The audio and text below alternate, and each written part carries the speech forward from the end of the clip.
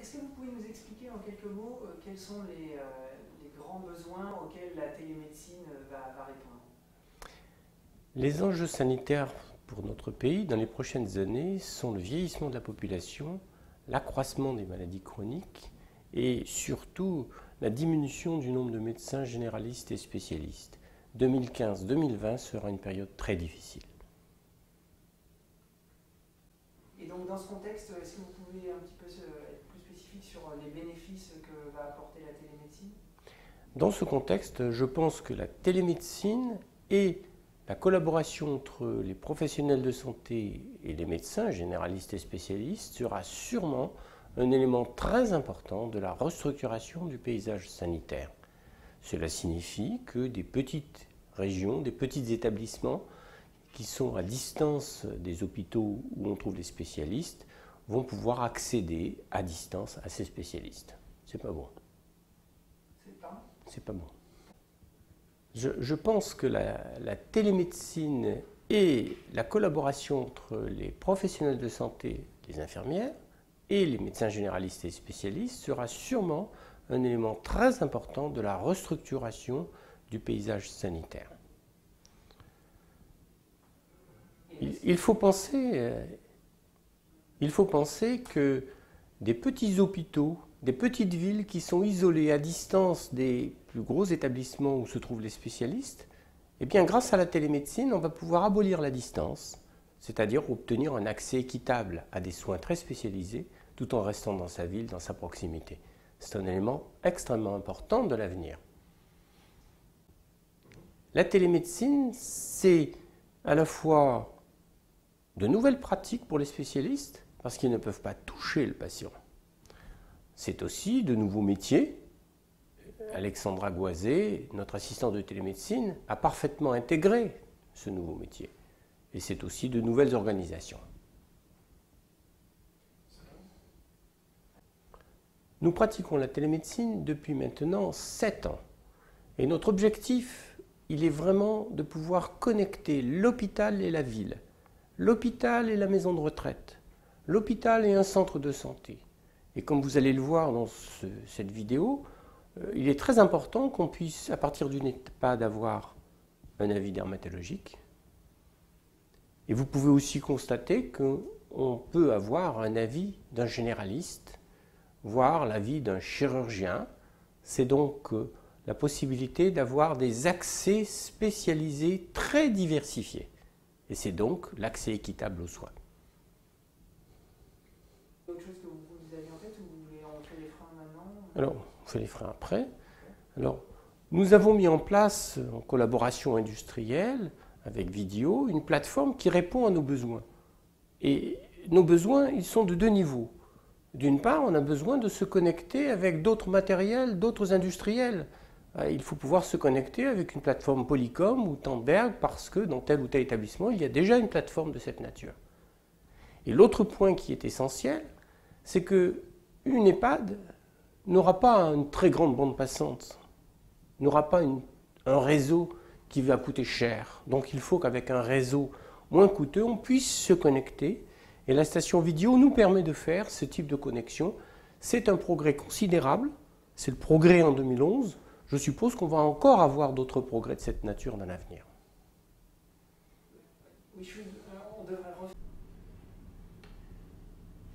Nos besoins dans le territoire de santé sont de 2 niveaux. D'une part, connecter notre station avec des stations d'autres industriels, c'est un point important, car c'est l'équipement en place. Donc,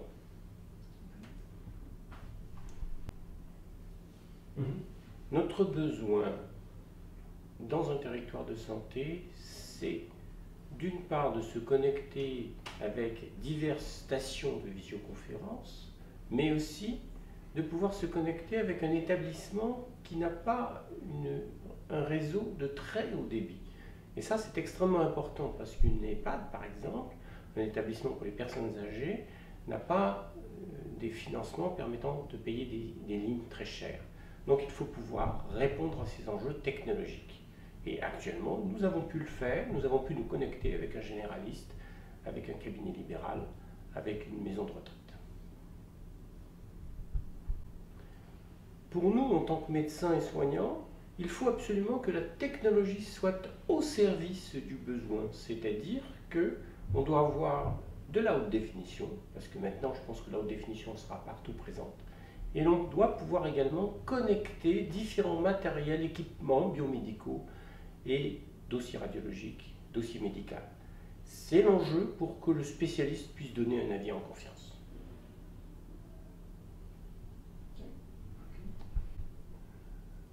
Notre besoin, par exemple, c'est qu'un médecin généraliste qui est au domicile puisse, avec une tablette PC, se connecter avec le centre 15 qui va pouvoir lui donner un conseil, un avis par rapport à un patient, notamment sur un électrocardiogramme.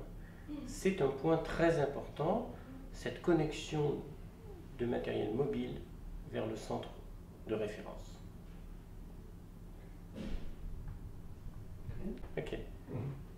Nous avons besoin en maison de retraite de pouvoir demander des avis pour des patients qui sont âgés et fragiles. Donc la technologie doit être effectivement de bonne qualité, de manière à permettre et faciliter ces communications vers les spécialistes, notamment en fin de vie. C'est très important que les familles, les médecins, les infirmières des établissements puissent communiquer et ne pas rester seuls.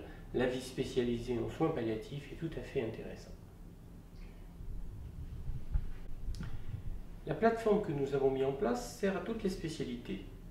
Par exemple, vous allez voir là maintenant une consultation de chirurgie digestive, d'hépatogastroentérologie, qui permet au médecin qui est isolé dans son EHPAD de pouvoir avoir un avis sans déplacer ce patient fragile. Donc c'est très important, c'est l'aménagement du territoire, c'est aussi le confort des patients et des familles. Dermatologie. La dermatologie est une spécialité particulièrement intéressante en télémédecine, car nous savons par exemple qu'en maison de retraite, 20% des patients âgés ont des tumeurs cutanées.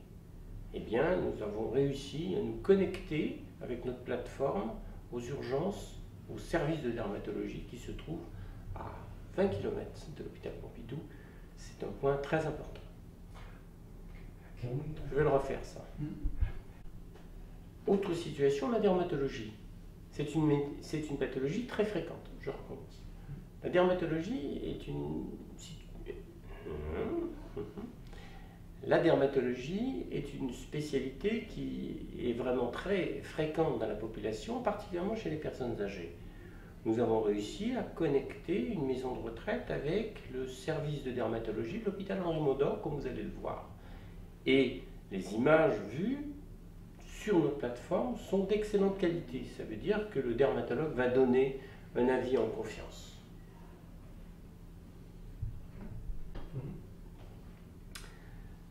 Notre expérience depuis 7 ans nous a permis d'apprendre à mettre en place un projet de télémédecine, c'est-à-dire à identifier et à reconnaître les obstacles.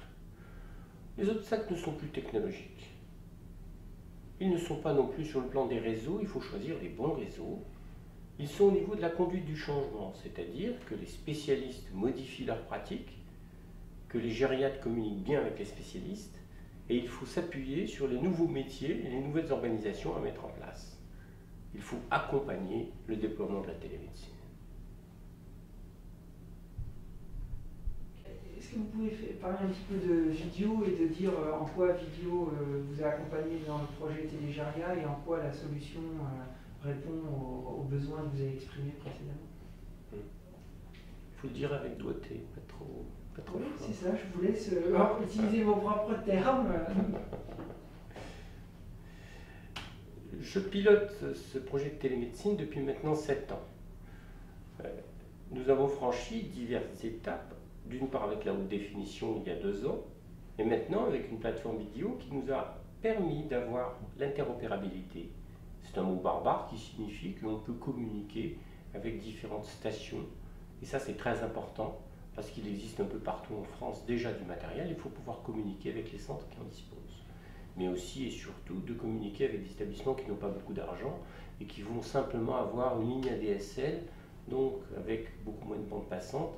Et malgré la faible bande passante, on a une très bonne qualité de définition de l'image, et c'est un point tout à fait important. Cette plateforme est parfaitement adaptée à nos besoins actuels.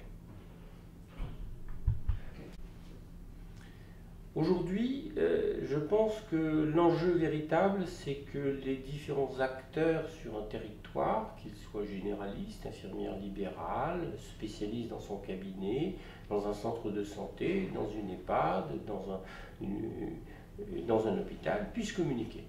Donc c'est vrai que les technologies aujourd'hui le permettent. Donc maintenant, il faut que nous arrivions à véritablement déployer dans une région, dans un territoire avec un nombre important de centres inclus. C'est ça vraiment l'enjeu. Et il faudra montrer aussi que tout ceci fonctionne sur le plan économique. C'est-à-dire que l'économie est au rendez-vous. Tout le monde y trouve son compte et que d'une certaine façon, on puisse soigner mieux à coût constant. C'est ça qui est l'élément important. Et améliorer la qualité des soins que l'on délivre. Comme vous avez pu le voir, nous avons différents types de stations qui vont pouvoir être installées en fonction des besoins et du lieu où le médecin, l'infirmière, le spécialiste se trouve. On peut avoir un spécialiste à son domicile qui, sur son PC, pourra consulter à distance dans un réseau sécurisé. Donc le fait qu'il y ait plusieurs types de stations de travail possibles est un élément extrêmement important. Ça prouve que la technologie est en rendez-vous maintenant en 2011. Futur peut-être.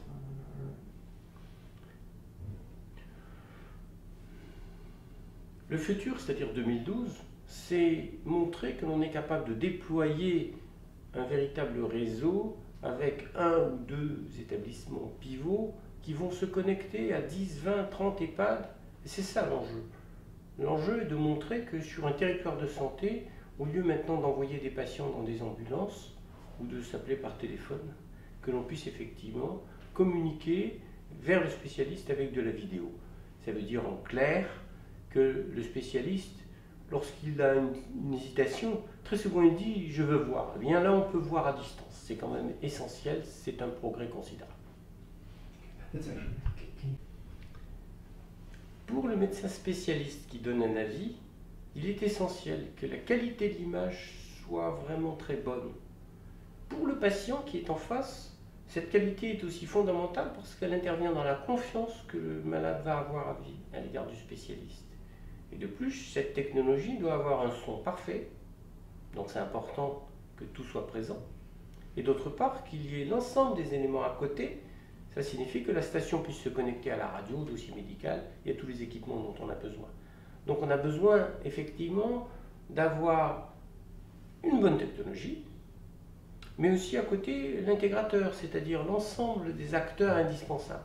C'est tout à fait essentiel.